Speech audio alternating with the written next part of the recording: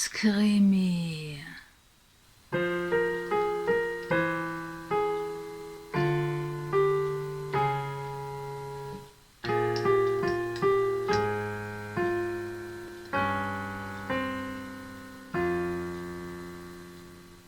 Teil 14.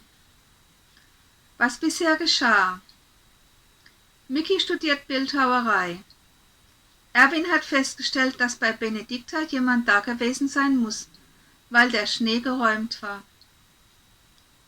Der nächste Tag beginnt unspektakulär. Nach dem Frühstück kommt Erwin der Gedanke, noch einmal nach den Müllsäcken zu sehen. Ich muss mal nach dem Auto schauen, sagt er in die Runde hinein.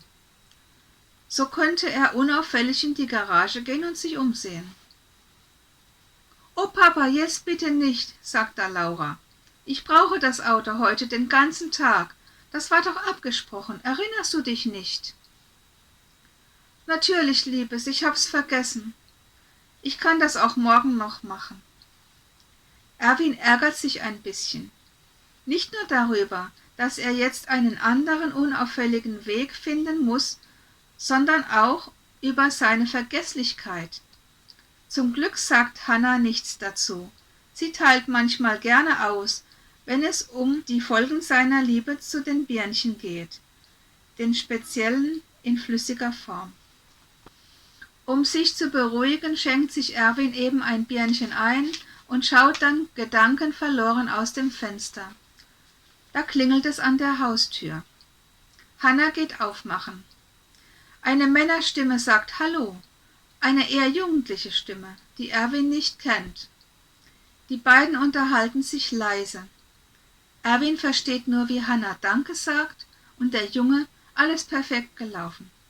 Er hört, wie die Haustür geschlossen wird, sowie ein Geräusch am Schlüsselbrett. »Ups«, sagt Hannah. »Beinahe hätte ich das Schlüsselbrett von der Wand gerempelt.« »Mit so einem leichten Rempler sicher nicht«, sagt Erwin. Vom Hof her hört man nun lautes Geschrei. »Oh, Erwin, kannst du bitte mal nach Svenja sehen? Sie spielt im Hof und hat sich vielleicht wehgetan.« Klar, Erwin ist schon unterwegs. Er findet Svenja. Sie weint laut, scheint aber eher verärgert als verletzt. Er nimmt das schluchzende Kind in die Arme. »Nun erzähl Papa, was passiert ist, meine Süße.« »Da«, ruft Svenja aus. Und nochmal, »da«. Bis hierher für heute. Es bleiben Fragen offen. Wer war der junge Mann an der Haustür und was wollte er? Kann Erwin die Müllsäcke nochmals inspizieren? Warum weint Svenja? Bleibt dran, denn morgen geht es weiter.